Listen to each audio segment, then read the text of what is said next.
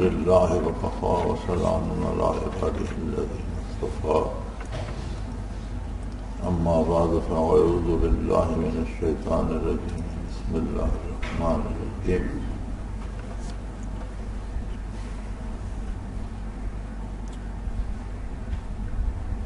الحمد للہ رب العالمین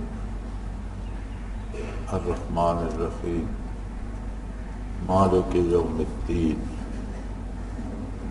ایاک نعبد و ایاک نستعین اهدنا الصراط المستقیم صراط الذین انعمت علیہم غیر المغضوب علیہم ولا الضالین آمین اللهم سبحانك لا علم لنا الا ما علمتنا انك انت العليم الحكيم مولاي صل وسلم دائما ابدا على حبيبك خير الخلق كلهم.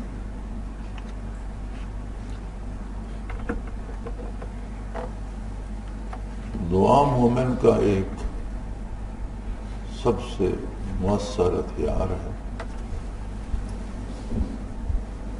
اور سب سے بہترین دعائیں وہ ہیں جو رب العالمین نے خود تعلیم فرمائی ہیں، اور یا پھر وہ دعائیں جو قرآن حکیم کے علاوہ نبی صلی اللہ علیہ وآلہ وسلم نے تعلیم فرمائی ہے۔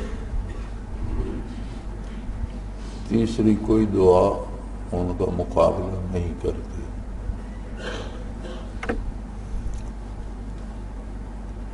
انسان کے دل میں جو آتا ہے وہی اس کی زبان پہ آتا ہے۔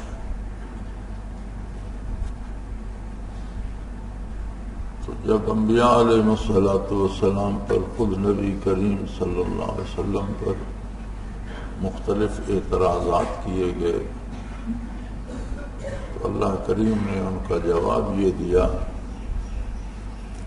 کہ یہ وہی گھسی پٹی باتیں ہیں جو ان سے پہلے کفار اور مشرک کرتے تھے، وہی باتیں یہ لوگ دہرا رہے ہیں۔ یہ ان جیسی باتیں کیوں کرتے ہیں؟ فرمایا تشابہت قلوبہم، ان کے دل قلوب ان سے مشابہت رکھتے ہیں، ان کے دل ایک جیسے ہیں، اس لیے ایک جیسی بات ان کی زبان پہ آتی ہے، ایک جیسے آتا ہے۔ اگر دیکھا جائے تو آج کے مشرک کفار یا ملحدین، ملحد وہ لوگ ہیں جو بظاہر اسلام کا دعویٰ رکھتے ہیں لیکن انہیں اسلامی عقائد پہ، اسلامی اعمال پہ، اسلامی افکار پہ اعتراض بھی ہے۔ دعویٰ تو دین کا ہے لیکن کام سارا دین کے خلاف کرتے ہیں، باتیں دین کے خلاف کرتے ہیں، عمل دین کے خلاف کرتے ہیں۔ ان سب کے اعتراضات جو دین پہ یہ کرتے ہیں، کفار یا مشرکین براہ راست اللہ کی کتاب یا اللہ کے رسول صلی اللہ علیہ وسلم پہ اعتراض کرتے ہیں، اور ملحد جو ہوتے ہیں وہ تھوڑا سا احتیاط کرتے ہیں، کتاب اللہ کا نام نہیں لیتے، رسول اللہ صلی اللہ علیہ وسلم کا نام نہیں لیتے، لیکن جو تعلیمات نبوت، تعلیمات کتاب ہیں ان پہ اعتراض کرتے ہیں کہ یہ کام اس طرح نہیں ہو سکتا، یہ کام غلط ہے، یہ کرنا ممکن نہیں ہے، ایسا ہو نہیں سکتا، یہ مناسب نہیں ہے، اس طرح کی باتیں کرتے ہیں۔ ان سب کے اعتراضات کو اگر یکجا کیا جائے اور پرانے اعتراضات کفار و مشرکین کے جمع کیے جائیں تو آپ دیکھیں گے کہ آج بھی اگر کوئی اعتراض کرتا ہے تو ویسا ہی کرتا ہے جیسا وہ کرتے تھے۔ میں نے تو یہ دیکھا ہے کہ الفاظ تک وہی ہوتے ہیں، یہ صرف یہ نہیں کہ مفہوم ملتا ہے، ایک مفہوم ہوتا ہے بلکہ الفاظ تک وہی ہوتے ہیں۔ یہ اس لیے ہوتے ہیں کہ تشابہت قلوبہم، ان کے قلوب اسی طرح کے کفر میں اور اسی طرح کے شرک میں مبتلا، ان کے دل ملتے جلتے ہیں، ان میں مشابہت۔ تو دل ملتا ہے اگر تو زبان پہ بات وہی آتی ہے۔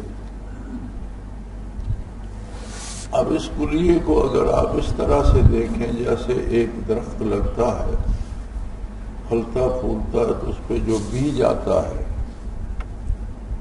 وہ اس کا حاصل ہے۔ اب اسی بیج کو اگر بویا جائے تو پھر وہی درخت حاصل ہو جاتا ہے۔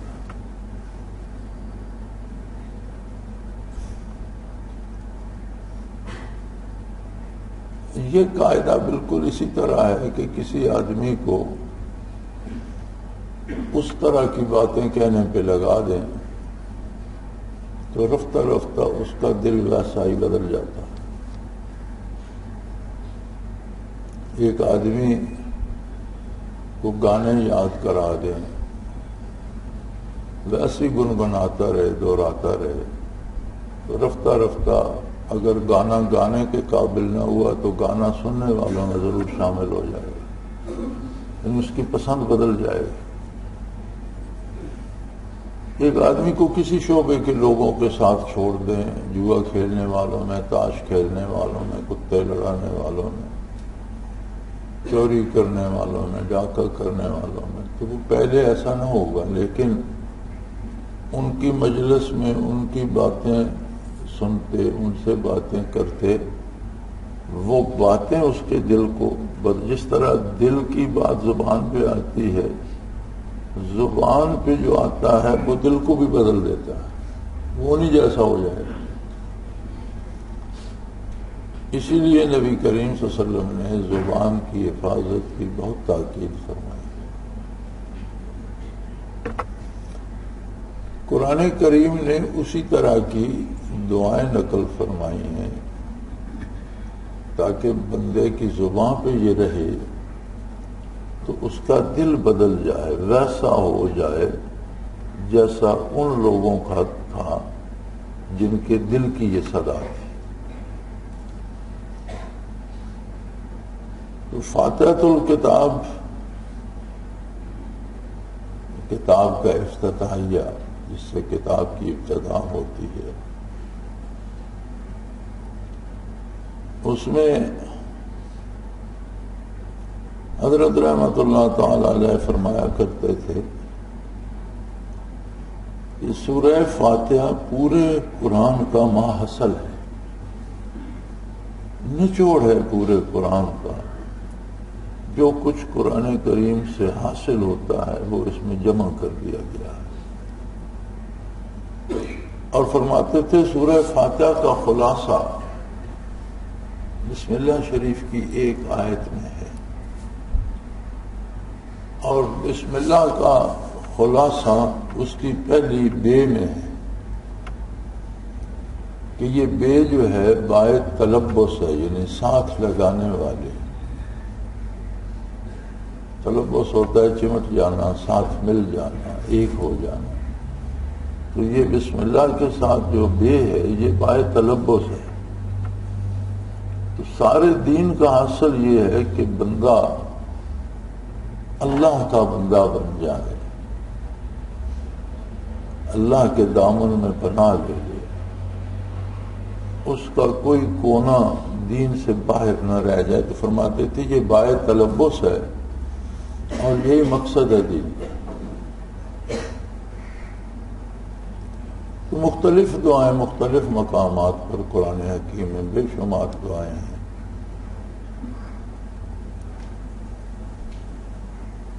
ہر دعا سے مقصد یہی ہے کہ زبان پہ جاری رہے تو وہ بات دل تک پہنچے گی۔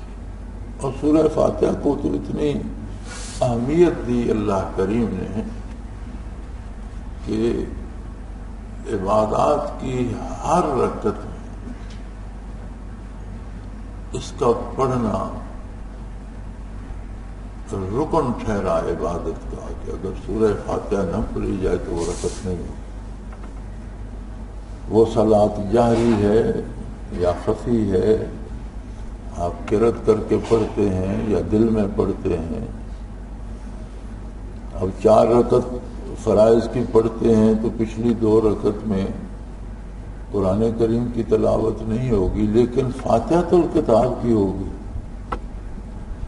یعنی کوئی رکعت نفل سنت فرض کی اس کے بغیر نہیں،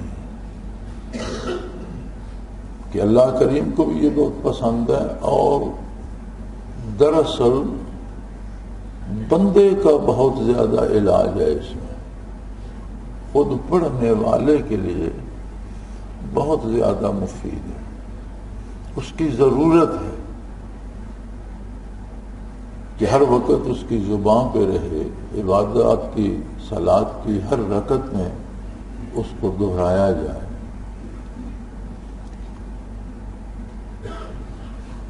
ایک دفعہ کچھ صحابہ کرام گزر رہے تھے، کہیں سے باہر نکلے گئے ہوئے تھے کسی کام سے، تو خانہ بدوشوں کا کوئی قبیلہ راستے میں خیمہ زن تھا. تو انہوں نے ان صحابہ کو روکا، کیا بات ہے؟ انہوں نے کہا یار تم چہرے مورے سے نیک آدمی لگتے ہو، ہمارے ایک بندے کو سانپ نے کاٹ لیا اور ہمارے پاس جو علاج جڑی بوٹیاں یہ وہ ہوتے تھے ان کے پاس ہم اپنے سارے کر چکے ہیں، لیکن اسے افاقہ نہیں ہو رہا اور بندہ مر جائے گا. آپ نیک لوگ نظر آتے ہیں، کوئی ہماری مدد کر سکتے ہیں؟ تو ایک صحابی کو خیال آیا، وہ گئے اور انہوں نے اسے دم کر لیا، اور دم کرنے سے بندہ ٹھیک ہو گیا. اب انہوں نے 20 بکریاں انہیں نظر کے طور پر یا شکرانے کے طور پر دیں کہ ہمارا بندہ بچ گیا. تو 20 بکریاں انہوں نے دی.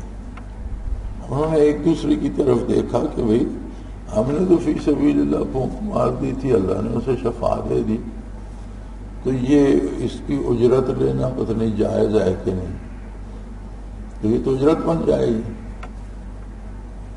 پھر آپس میں انہوں نے مشورہ کیا تو طے یہ ہوا کہ لے لیتے ہیں اور جا رہے ہیں حضور کی خدمت میں ساتھ لے جاتے ہیں، تو وہاں جا کر مسئلہ پوچھ لیں گے.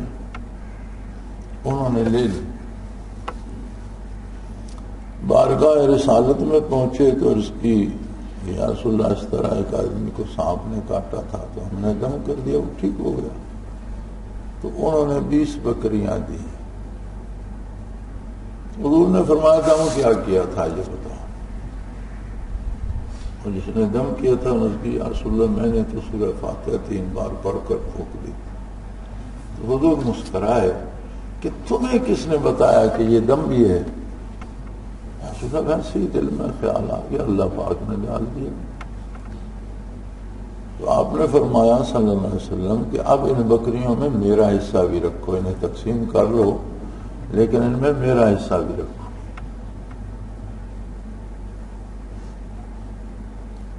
تو وہاں سے علماء ثابت کرتے ہیں کہ کوئی علاج کے لیے ختم پڑھاتا ہے یا کسی کو علاج کے لیے دم کرتے ہیں یا نقش دیتے ہیں تو اس پر اجرت لینا جائز ہے. تو برکت کے لیے لوگ مکان بناتے ہیں، ختم پڑھاتے ہیں.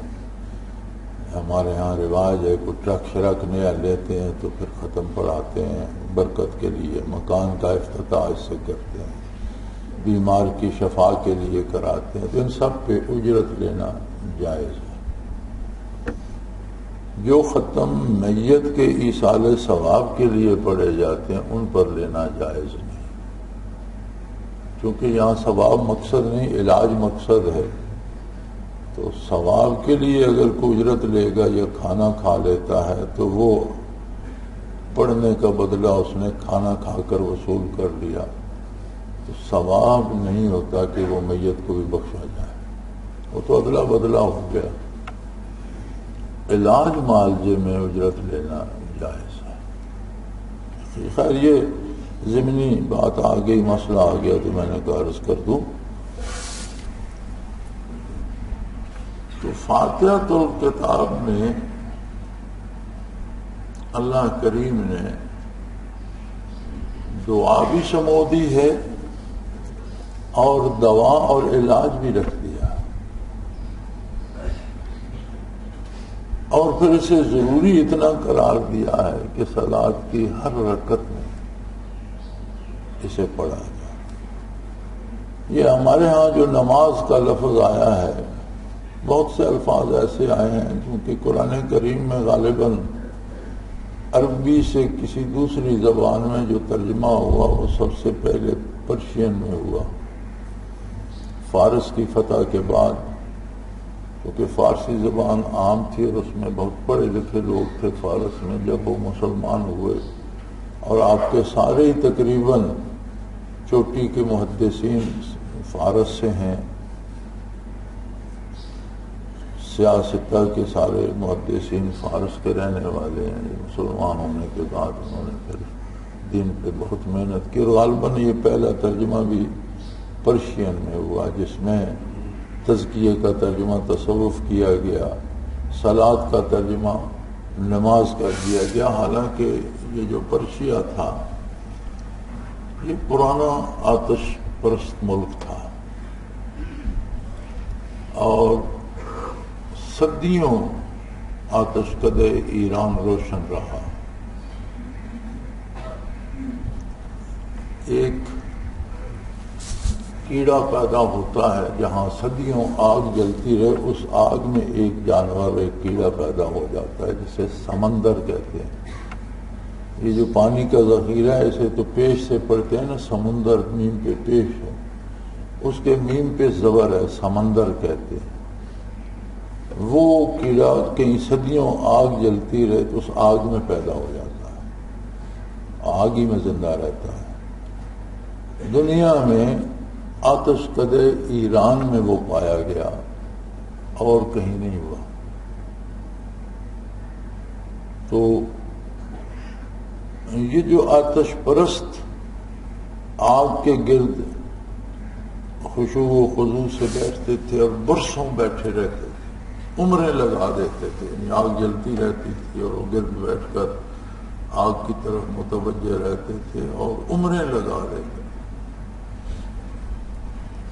اور اس میں شیطان ان کے بڑے تعاون کرتا تھا اور عجیب عجیب چیزیں دکھاتا تھا۔ بہرحال وہ ایک لمبا موضوع ہے، اس طرف نہیں جاتے۔ تو وہ جو ان کا آگ کے گرد بیٹھنا تھا پورے متوجہ ہو کر آگ کی طرف، اسے وہ نماز کہتے تھے۔ تو صلاۃ کا ترجمہ بھی یعنی پورے خشوع و خضوع سے متوجہ الی اللہ ہونا انہوں نے نماز کر دیا، اور رفتہ رفتہ پھر یہ اسے کہتے ہیں غلط العام، ایک ایسا لفظ جو بنیادی طور پر تو غلط ہوتا ہے لیکن وہ عام ہو جاتا ہے اس کا استعمال، تو اسے غلط العام کہ یہ پھر غلط العام ہو گیا۔ تو میں جب کبھی بھی یہ لفظ استعمال کروں مجھے کھٹکتا ہے اور میں کوشش کرتا ہوں کہ اس کے بغیر ہی گزارا، صلاۃ کو صلاۃ ہی کہا جائے تو زیادہ بہتر ہے۔ جس طرح خدا کا اللہ کا ترجمہ انہوں نے خدا کر دیا، یہ بھی پرشین میں تھا۔ دو خدا ہوتے تھے، نیکی کا خدا اور برائی کا خدا۔ تو شیطان کو بھی خدا مانتے تھے، وہ برائی کا خدا تھا اور ایک نیکی کا خدا۔ تو یہ بھی اللہ کا ترجمہ خدا جو ہے یہ وہاں سے پرشین سے آ گیا۔ یہ آج بھی غلط ہے، اب اس کا انگریزی ترجمہ گاڈ ہے، لیکن گاڈ کے ساتھ گاڈس بھی ہے، اس کی بیوی بھی ہے، دیوتا کے ساتھ دیوی بھی ہے. تو اللہ ان چیزوں سے پاک ہے، بلند تر ہے. تو ہمارے ترجموں میں بھی، تفاسیر میں بھی، بلکہ میں تو اسے اوائڈ کرتا ہوں، لیکن کمال یہ ہے کہ یا تقریر نوٹ کرنے والوں نے یا کتابت کرنے والوں نے اسرار التنزیل میں بھی جگہ جگہ خدا ہی لکھ دیا، حالانکہ میں اسے کہنے سے بہت اجتناب کرتا ہوں، لیکن وہ اتنا چونکہ یہ عام ہو چکا ہے کہ تو روا روی میں بھی خدا ہی لکھ دیتے ہیں. حالانکہ خدا اللہ جل شانہ کی نمائندگی نہیں کرتا، نہ اس کی ذات میں آتا ہے نہ اس کی صفات میں آتا ہے. اور 99 نام جو قرآن کریم میں جو صفاتی نام ہیں ان میں کوئی نام خدا نہیں ہے. تو بہرحال بات چیزیں غلط رواج پا جاتی ہیں، مراد ان سے صحیح ہوتی ہے لیکن لفظ وہ صحیح نہیں ہوتا. یہ نماز بھی اس طرح سے ہمارے اندر آ گیا ہے اس فارسی ترجمے کی وجہ سے، ورنہ صلاۃ ہی بہتر ہے. اور عربی میں اسے صلاۃ ہی کہا گیا. آپ اذان میں حی علی الصلاۃ ہی کہتے ہیں کہ صلاۃ کی طرف آؤ. تو صلاۃ کی ہر رکعت میں اسے لازمی جز قرار دیا گیا کہ اس کے بغیر تصور نہیں ہوتا صلاۃ کی کسی رکعت کے ہونے کا. اب اس سے پہلے بھی اللہ کی تسبیح بھی ہے، تحمید بھی ہے، سبحانک اللہم و بحمدک تبارک اسمک تعالی جدک ولا الہ غیرک. تو بہت سی صفات اور ثناء اور حمد اس میں سمو جاتی ہے، لیکن اس سب کے باوجود فاتحۃ الکتاب کی اہمیت اتنی ہے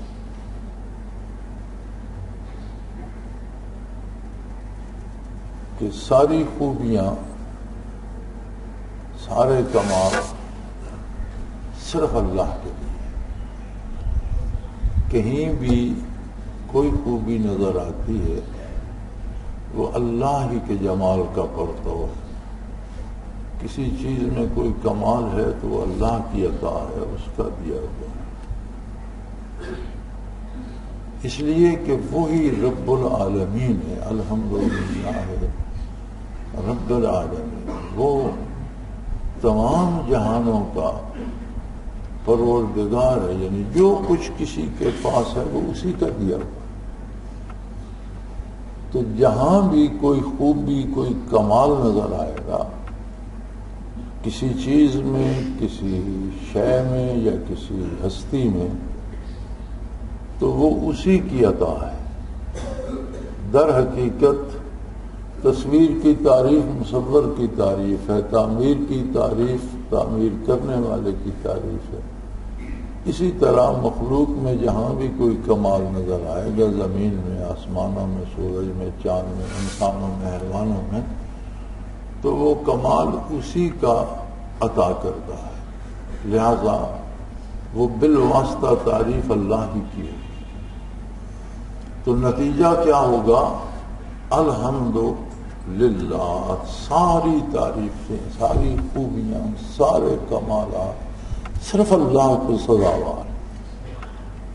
اس لیے کہ وہ سارے جہانوں کا پالنہار ہے، رب العالمین. الحمدللہ رب العالمین، تمام عالمین میں اس کی اپنی ذات کے علاوہ ساری کائناتیں سما جاتی ہیں. سب کا رب ہے. جہاں بھی جو کمال ہے وہ اسی کا عطا کردہ ہے، اسی کی عظمت کی دلیل. الرحمن بہت رحم کرنے والا. الرحمن فعلان کے وزن پہ آتا ہے. اس وزن پہ جتنی صفات آتی ہیں وہ دائمی نہیں ہوتی. جیسے عطشان، اب اسی وزن پہ آتا ہے سخت پیاسا، لیکن پیاس دائمی نہیں ہوتی، پانی مل جائے تو ختم ہو جاتی ہے. الرحمن، رحمانیت باری عام ہے جب تک قیامت قائم نہیں ہوتی۔ ناشکر کافر مشرک بے دین بھی بے شمار نعمتوں سے مستفید ہو رہے ہیں، ان کے پاس زندگی ہے، صحت ہے، اولاد ہے، مال ہے، اقتدار ہے، بے شمار نعمتیں ہیں جو گنی نہیں جا سکتی۔ یہ کیا ہے؟ رحمانیت باری ہے،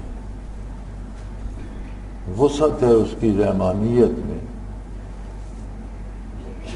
کہ سب کو پال رہا ہے۔ الرحیم، الرحیم فعیل کے وزن پہ آتا ہے۔ اس وزن پہ جو صفات آتی ہیں وہ دائمی ہوتی ہیں، جیسے علیم، حکیم، یہ فعیل کے وزن پر ہی ہے۔ اب علم ایک دائمی صفت ہے، حکیم کو دانا ہے یا طبیب ہے تو وہ اس کی ایک دائمی صفت ہے۔ رحیم یہ دائمی صفت ہے، ہمیشہ جن پہ رحمت ہوگی، اور یہ صرف مومنین کا حصہ ہے کہ قیامت کے بعد اظہار رحمانیت نہیں رہے گا، پھر اظہار رحیمیت ہوگا۔ جو اہل ہیں انہیں رحمت الہی نصیب ہوگی، نا اہلوں کو پھر نصیب نہیں ہوگی۔ اس لیے علماء لکھتے ہیں الرحمن للدنیا والرحیم للآخرہ، رحمانیت دنیا کے لیے ہے اور رحیمیت اس دنیا کے خاتمے کے بعد صرف رحیمیت کا ظہور ہے۔ مالک یوم الدین، بڑی دعوے لوگوں کے، اقتدار کے، حکومت کے، بادشاہت کے، ملکیت کے۔ ایک چھوٹے سے چھوٹا بندہ بھی کسی نہ کسی چیز کا مالک ہے۔ کسی کے پاس کچھ بھی نہیں، ٹوٹے جوتے پھٹے کپڑے ہیں تو ان ٹوٹے جوتے اور پھٹے کپڑوں کا مالک تو ہے۔ کوئی گھر کا مالک ہے، کوئی زمین کے کسی ٹکڑے کا مالک ہے، کوئی کسی ملک کا مالک ہے، بادشاہ ہے۔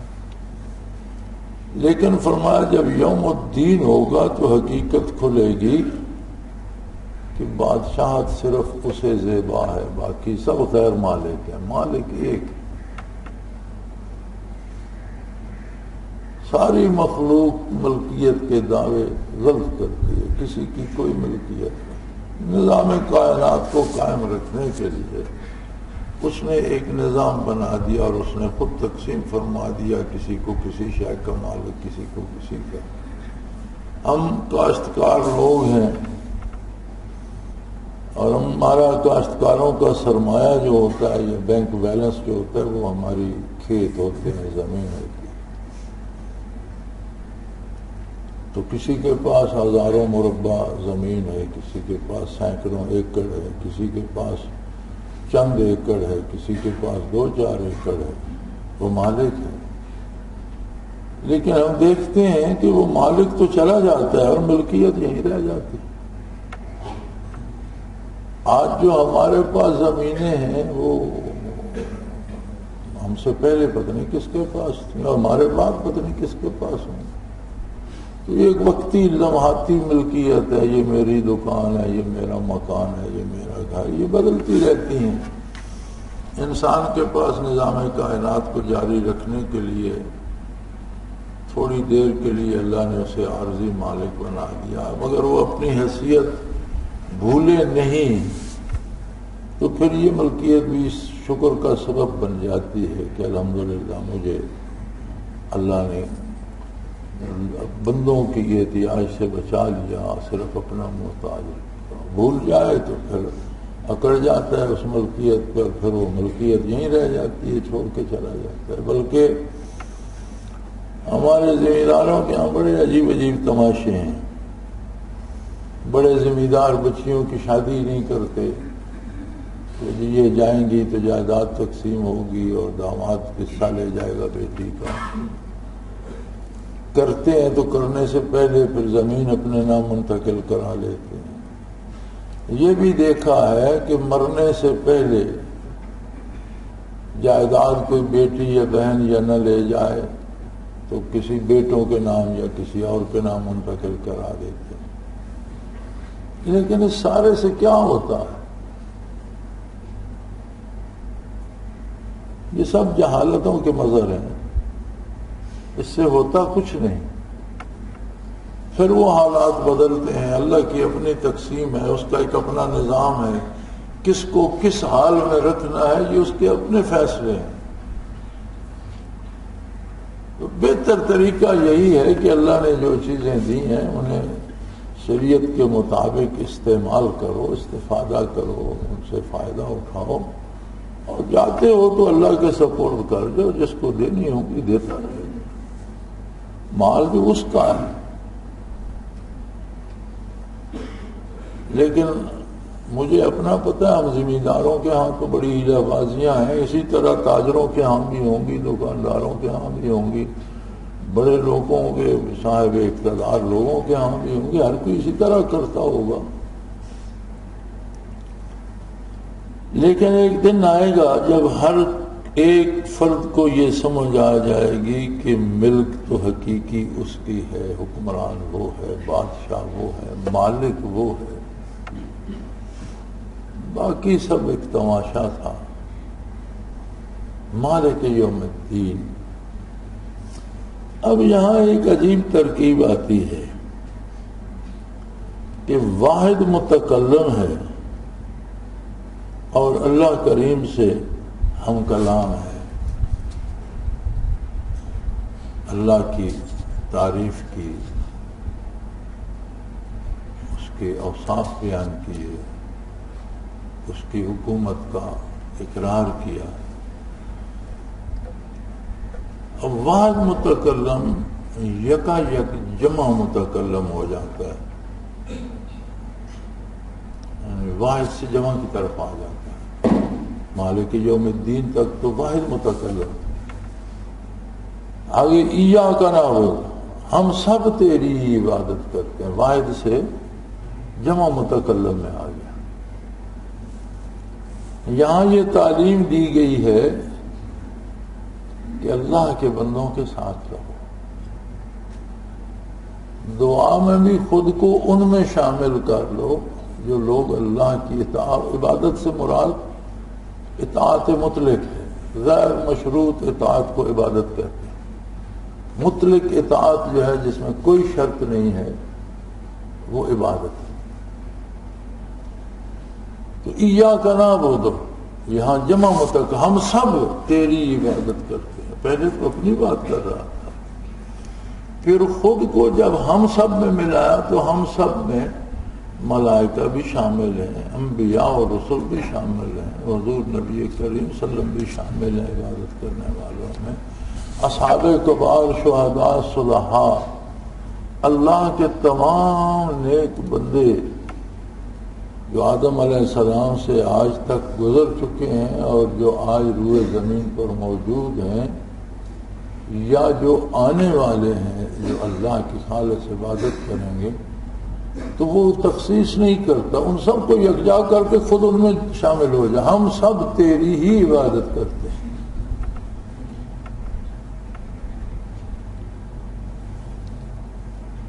اب یہاں ایک تو فائدہ یہ ہے کہ ان مخلص بندوں میں خود کو شامل کر لیا، لیکن ایک ذمہ داری بھی ہے کہ جب خود کو مخلص بندوں میں شامل کر لیا تو پھر خلوص سے عبادت بھی کرے، اس جس بات کا دعویٰ کر رہا ہے اپنی طرف سے تو اسے نبھانے کی کوشش کرے۔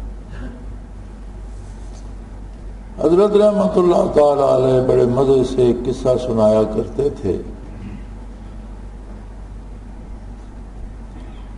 کہ ایک طبقہ ہوتا تھا، اب تو کوئی کہیں خال کوئی بندہ مل ہی جاتا ہے، اب بھی شاید، وہ بھیس بدلنے میں مشہور ہوتے تھے، تو کسی طرح کا بھی بھیس بنا لیتے تھے اور آدمی پہچان نہیں سکتا تھا، طبیب بن گئے، امیر بن گئے، غریب بن گئے، پاگل بن گئے، تو بندہ سمجھ نہیں سکتا تھا۔ تو اس طرح کا کوئی بھیس بدل کر اورنگزیب عالمگیر کے دربار میں پیش ہوا تو انہوں نے پہچان لیا، انہوں نے کہا تم نے بھیس بدلا ہوا ہے، مجھے تم بھانڈ نظر آتے، اس نے کہا حضور پکڑا گیا، آپ نے پہچان لیا، یہ آپ کی دانش ہے، لیکن میرے پیشے کو بھی آپ نے چیلنج کر دیا، یہ تو میرے باپ دادا کی ناک بھی کٹ گئی کہ میں بھیس بدلوں اور پہچانا جاؤں، تو یہ تو بڑی میرے لیے بڑی شکست ہے، تو میں بادشاہ سلامت بھیس بدلوں گا اور آپ کو دھوکہ دوں گا اور آپ پہچان نہیں پائیں گے۔ تو انہوں نے مسکرا کر کہا کہ اگر تو نے ایسا کر لیا تو میں تجھے 2000 اشرفی انعام میں دوں گا۔ حضرت فرمایا کرتے تھے کہ اس نے بڑا اہتمام کیا، کوئی کھانے کی چیز بنا لی اور وہ رکھ لی، اور نیشا پور مشہور جنگلات ہیں وسطی ہندوستان میں، تو بادشاہ سال میں ایک بار وہاں شکار کے لیے جایا کرتا تھا۔ اس نے نیشا پور کے جنگلوں میں جا کر ایک جھونپڑی ڈال لی اور بیٹھ گیا، نہ کسی سے بات کرتا تھا نہ کچھ کھاتا پیتا تھا، تو جب تنہا ہوتا تو کوئی خوراک بنا کر رکھی ہوئی تھی تھوڑی سی کھا لیتا، یا کہیں پانی بھر کے رکھا ہوگا چھپا کے پی لیتا، لیکن لوگوں کے سامنے وہ پہلے تو جو وہاں مویشی چرانے والے یا جنگل میں لکڑیاں کاٹنے والے اس طرح کے لوگوں نے دیکھا، پھر آبادیوں میں بات ہوئی، پھر لوگ آنے جانے لگے، پھر یہ مشہور ہو گیا کہ عجیب انسان ہے، نہ کھاتا ہے نہ پیتا ہے نہ کسی سے بات کرتا ہے، متوجہ اللہ ہی رہتا ہے۔ پھر لوگ جوک آنے لگ گئے، تو بادشاہ کے آنے تک بہت شہرت ہو چکی تھی۔ تو بادشاہ جب شکار پہ آیا تو وہ شہرت بادشاہ تک بھی پہنچی، تو اس نے اب اپنے امراء کو بھیجا کہ جا کر اس سے ملیں اور تحائف لے جائیں، اچھے قیمتی تحائف لے جائیں، لباس لے جائیں، سونا چاندی لے جائیں، اشرفیاں لے جائیں، اسے پیش کریں۔ اس نے کوئی توجہ نہیں کی، جو کچھ انہوں نے پیش کیا اس نے اٹھا کے پھینک دیا، ان سے بات تک نہیں کی۔ تو انہوں نے جا کر عرض کی کہ سلطان معظم وہ پیسے اور دولت کے چکر میں آنے والا ہے، ہمارے منہ پہ دے مارا۔ تو بادشاہ کو بھی خیال آیا کہ ایسے شخص کی تو زیارت کرنی چاہیے۔ بادشاہ بھی ملاقات کے لیے گیا اور بادشاہ نے نہیں پہچانا، کچھ ادب احترام لحاظ نگاہیں نیچی کر کے بیٹھا رہا۔ جب اٹھ کے واپس چلا تو اس نے پیچھے سے آواز دی کہ بادشاہ سلامت۔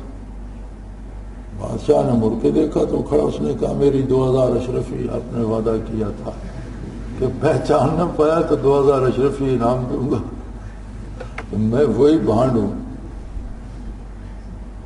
حیران ہوا، اس نے کہا یار مجھے ایک بات کی سمجھ نہیں آئی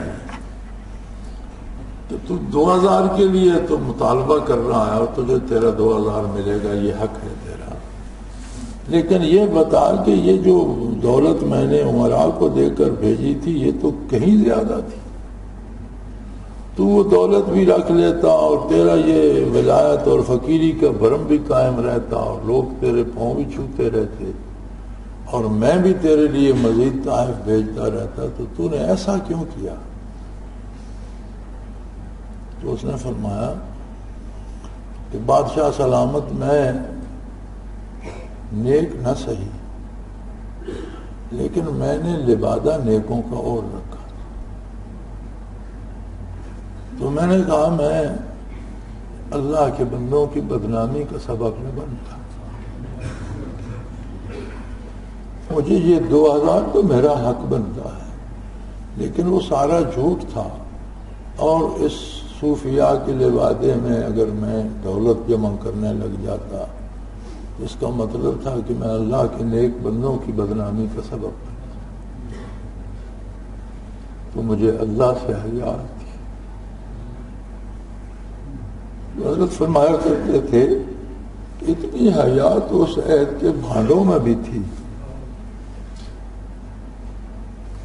وہی کلیہ یہاں اپلائی ہوتا ہے، قانون یہاں لگتا ہے کہ جب کہتا ہے ایاک نعبد، ہم سب میں تو اللہ کے سارے محبوب شامل ہیں. تو پھر بندے کو یہ احساس ہونا چاہیے کہ میں نے بارگاہ الہی میں کہا کیا ہے اور میرا کردار کیا ہے. پھر اسے اپنی کوشش یہ بھی کرنی چاہیے کہ میں اس ضابطے سے باہر نہ نکلوں جو اللہ کے نیک بندوں کا ہے. جہاں دعا کا سلیقہ ہے وہاں زندگی کو سنوارنے کا نسخہ بھی ہے. ایاک نعبد، ہم سب تیری ہی عبادت کرتے ہیں اور تجھ ہی سے مدد کے طلبگار. ایاک نستعین. اب اگر اللہ سے یہ وعدہ کر کے اللہ کی اطاعت چھوڑ کر غیر اللہ کی خوشامد میں لگ جائے گا کہ یہ میری مدد کرے گا، یہ میری مشکلیں حل کرے گا، یہاں سے مجھے کچھ ملے گا، تو بات کہی کچھ اور تھی، کر کچھ اور رہا. یہ بجائے خود ایک تو گناہ جو ہوگا، جو جرم ہوگا، وہ تو جرم ہے ہی. باوضو ہو کر، قبلہ رو ہو کر، کائنات سے کٹ کے، تکبیر کہہ کے، بالمشافہ رب العالمین سے عرض گزار ہے کہ ہم سب صرف تیری ہی عبادت کرتے ہیں. تاکید ہے اس میں، ایاک، صرف تیری ہی، ایاک نستعین، صرف تجھ ہی سے مدد کے طلبگار. اب عملی زندگی میں کردار میں اس کی جھلک نظر نہیں آئے گی تو گناہ تو اپنی جگہ گناہ ہے، اس دعوے سے پھرنا ایک الگ گناہ بن جائے گا، ایک الگ جرم بن جائے گا. اب اس گستاخی کی سزا وہ کیا دیتا ہے یا معاف کرتا ہے، یہ معاملہ تو اس کے ہاتھ میں ہے، لیکن بندہ تو اپنی طرف سے کر گزرا.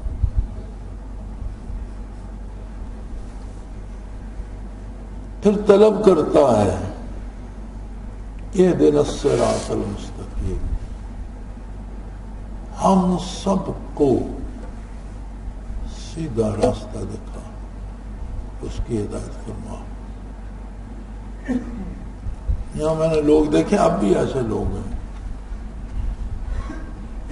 میرے جاننے والوں میں بھی ایک ایسا ہے جو صلاۃ کا پابند نہیں ہے. وہ کہتا ہے یہ تو عام آدمی کے لیے ہے، ایک خاص مقام پر پہنچ جاؤ تو پھر اس کی ضرورت نہیں رہتی. یہ تو وصول اللہ کا ایک طریقہ ہے، جب بندہ واصل ہو گئے تو اس کی کیا ضرورت.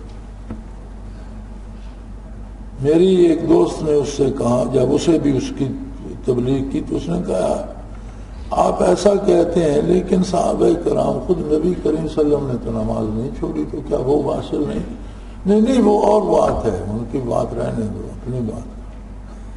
آپ بھی ایسے بیوقوف ہیں. تو یہ سخت گمراہی ہے. بلکہ یہ کہنا کہ نماز کی ضرورت نہیں رہتی، یہ تو کفر ہے. تو وہاں یہ وعدہ کرتا ہے کہ ایاک، ہم سب تیری ہی عبادت. اب اس کے پاس عبادت نہ کرنے کا کوئی جواز رہ جاتا، ترک فرائض کا کوئی جواز رہ جاتا. وَإِيَّاكَ نَسْتَعِينُ، اب اطاعت الہی سے نکل کر کسی دوسرے سے امید وابستہ نہیں کرے. اهْدِنَا الصِّرَاطَ الْمُسْتَقِيمَ، بھئی پہلے ہی صرف اللہ کی عبادت کرتے ہو، صرف اللہ سے مدد چاہتے ہو، پھر یہ صراط مستقیم، اس کے علاوہ کوئی ہے؟ اس کے علاوہ نہیں ہے. قرب الہی کی انتہا نہیں ہے.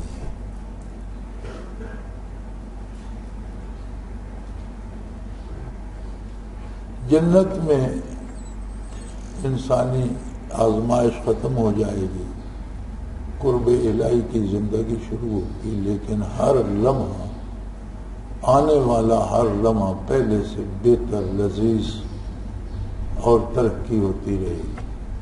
اور ابدالآباد ہوتی رہے گی، اور کہیں کوئی جگہ ایسی نہیں آئے گی کہ اب بھائی فاصلہ ختم ہوگا اور آگے اللہ کریم بیٹھا ہے اور ہم اس کے پاس حاضر ہو گئے. وہ تو ہر جگہ موجود ہے. قرب الہی کے منازل ختم نہیں ہوتے. وہی طلب کر رہا ہے کہ مجھے اس پہ مسلسل چلائے جا.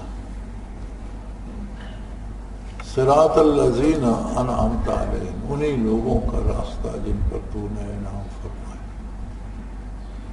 نیک لوگوں کا راستہ، تیرے مقبول بندوں کا راستہ، تیرے حبیب صلی اللہ علیہ وسلم کا راستہ، تیرے نبی کے جانثاروں کا راستہ، شہداء اور صالحین کا راستہ. اور اس راستے سے مجھے بچا جن پر تیرا غضب ہوا یا جو گمراہ ہو. علماء فرماتے ہیں کہ یہ مغضوب یا جن پر غضب ہوا یہ وہ لوگ ہیں جو گمراہ ہیں، کافر ہیں، مشرک ہیں. اور ضالین وہ ہیں جنہوں نے دعوی ایمان تو کیا لیکن ایمان میں کفر تک چلے گئے، جیسے یہود و نصارہ آج بھی اپنے ایمان کے اور یہودی یا نصرانی ہونے کے داعی ہیں، لیکن وہ سارا دین بدل دیا اور گمراہی میں چلے گئے. تو اسی طرح امت مرحومہ میں بھی بے شمار ایسے لوگ ہیں جنہوں نے آپ صلی اللہ علیہ وسلم کے لائے ہوئے دین کی پیروی کرنے کی بجائے خود دین کے نام پر چیزیں ایجاد کرنی اور کرتے چلے جا رہے ہیں اور ان میں آگے بڑھتے جا رہے ہیں. یہ سب لوگ ضالین میں آ جاتے ہیں، گمراہوں.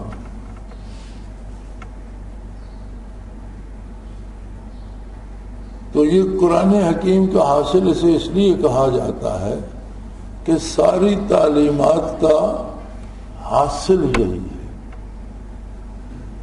کہ انسان عظمت الہی سے آشنا ہو جائے، عقیدہ درست ہو جائے، صرف اسی کی عبادت کرے، صرف اسی کی رضا چاہے، اسی سے مدد چاہے، اور ہمیشہ اس میں آگے بڑھتا رہے کہ اس کی انتہا نہیں ہے. تو ہم جب اپنی صلاۃ کی ہر رکعت میں اس کو دہراتے ہیں تو بڑی عجیب بات ہے، مجھے حیرت ہوتی ہے کہ ہم 80 90 100 سال زندگی گزار جاتے ہیں اور نمازی ایسے ہیں کہ وہ فاتحۃ الکتاب کا ترجمہ جاننے کا تکلف نہیں کرتے کہ میں کیا کہہ رہا ہوں، کیا مانگ رہا ہوں، کیا وعدہ کر رہا ہوں، بات کیا کر رہا ہوں. وہ جانے تو اس پر عمل بھی کرے. تو اللہ کریم توفیق دے تو ان چیزوں کو جاننا چاہیے. اور پھر جو نماز میں اوہام آتے ہیں، عبادات میں جو اوہام آتے ہیں، اگر ترجمہ بات جو منہ سے نکل رہی ہے وہ سمجھ آتی ہو تو آدمی اس طرف زیادہ متوجہ رہتا ہے، اوہام کم آتے ہیں. میں رات بھی بیت اللہ شریف کی تراویح دیکھ رہا تھا، حرم کی تراویح لیٹ نائٹ، یہ ٹی وی والے تھوڑی دیر دکھاتے ہیں. تو میں سوچ رہا تھا کہ کیسے خوش نصیب ہیں یہ اہل عرب کہ قرآن حکیم ان کی مادری زبان میں ہے. جو کچھ امام پڑھ رہا ہے اسے بھی پتا ہے کہ وہ کیا کہہ رہا ہے، اور جو عرب پیچھے کھڑے سنے انہیں بھی پتا ہے کہ کیا کہہ رہا ہے. ہم کیسے بد نصیب لوگ ہیں کہ ہمیں پتہ ہی نہیں ہوتا، بس کوئی عربی میں کچھ بھی کہتا رہے ہم سمجھتے ہیں قرآن ہی پڑھ رہا ہے. وہ کتنے خوش نصیب لوگ ہیں. تو اگر ہم بھی اتنا تکلف کریں، کم از کم جو صلاۃ ادا کرتے ہیں اس میں جو عبارات دن میں 5 دفعہ اور 5 صلاۃ میں کتنی رکعت ہیں، ہر رکعت میں دہراتے ہیں، تو کم از کم ان کا ترجمہ تو ہم یاد کر لیں، ایک حد تک ان کے مفہوم سے آگاہی ہو. اور اللہ کرے بات سمجھ آئے تو پھر اس پر عمل کرنے کو بھی جی چاہتا ہے. ایک احساس زندہ ہو جاتا ہے کہ ابھی ابھی بابوز قبلہ روح ہو کر میں نے اللہ کریم سے یہ وعدہ کیا ہے، اب کرنے کیا چلا ہوں، کچھ ایک تھوڑی سی تحفظ کی صورت بن جاتی ہے۔ بہرحال دعا ہے اللہ سب کو یہ نعمت ارزاں کرے، اس کی توفیق دے اور یہ ٹوٹی پھوٹی نمازیں قبول فرمائے۔ اللہ کریم کا احسان ہے، حضرت رحمۃ اللہ تعالی علیہ نے یہ بنیاد رکھی تھی،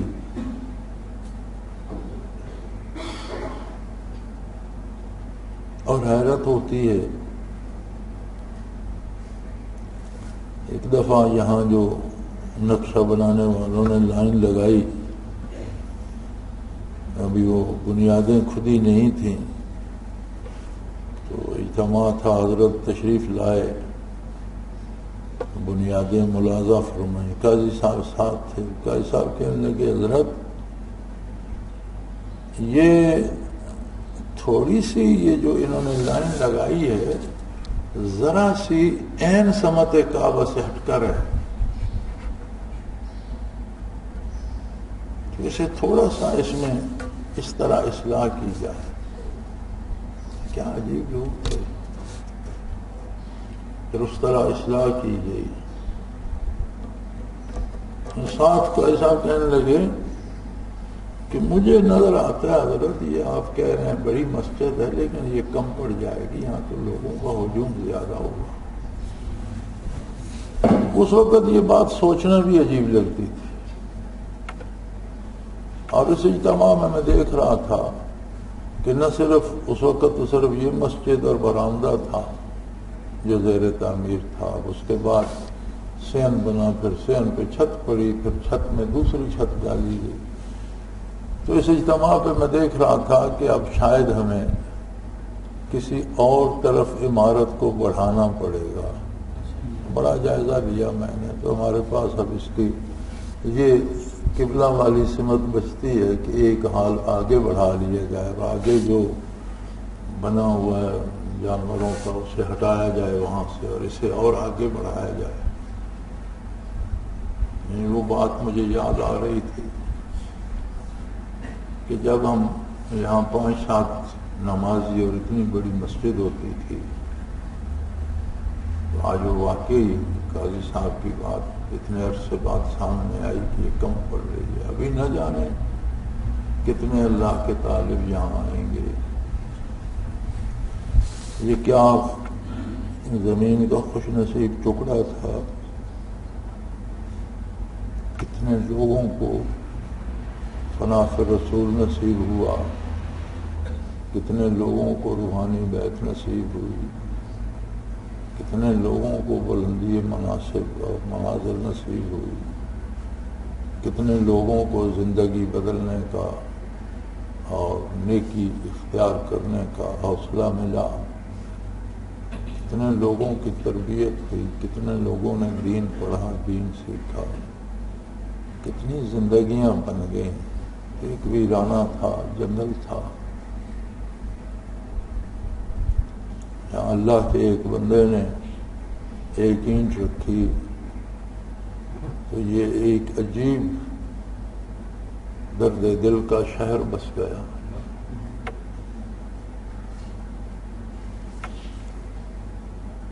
باتیں انسانی سمجھ سے باہر ہوتی ہیں، اور یہ اس کا کرم ہے، اس کا احسان ہے، ورنہ ہم اس قابل نہ تھے، ہماری کوئی حیثیت نہیں تھی، ہم سے کچھ بھی نہیں ہو سکتا تھا، ہم نے کچھ بھی نہیں کیا۔ یہ محض اس کا احسان ہے کہ اس نے اس سے وابستہ کر دیا، اور ہم بھی پانچوں سواروں میں ہیں۔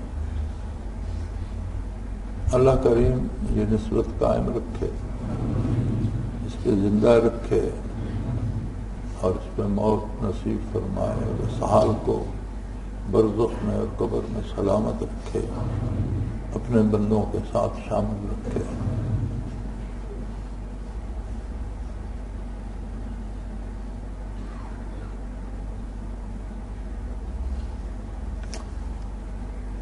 دودھ دوا بھی ہے اور غذا بھی ہے، لیکن بعض لوگوں کو ڈاکٹر روک دیتے ہیں کہ دودھ پیے گا تو مر جائے گا۔ بڑے لوگوں کو ہدایت بھی نصیب ہوئی اور جنہیں بدہضمی ہوئی ان کا انجام بھی ہم دیکھتے رہے۔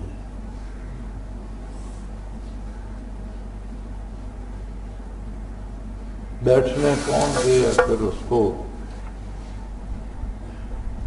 بیٹھنے کون دے ہے پھر اس کو جو تیرے آستان سے اٹھتا ہے، جو یہاں سے اٹھ گئے پھر وہ اٹھ ہی گئے۔ تو دونوں طرف عبرت کا سامان بھی ہے، ترغیب بھی ہے، ترہیب بھی ہے۔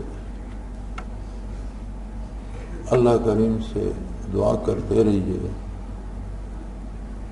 کہ اللہ ان محفلوں کو قائم رکھے اور ہمیں اس میں شامل رکھے۔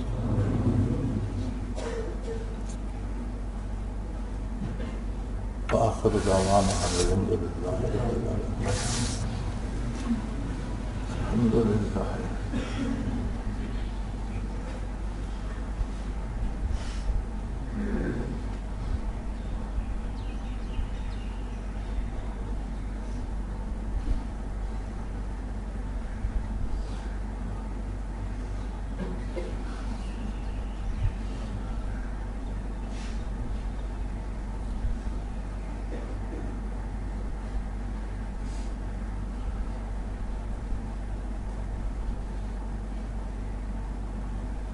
صلی اللہ تعالی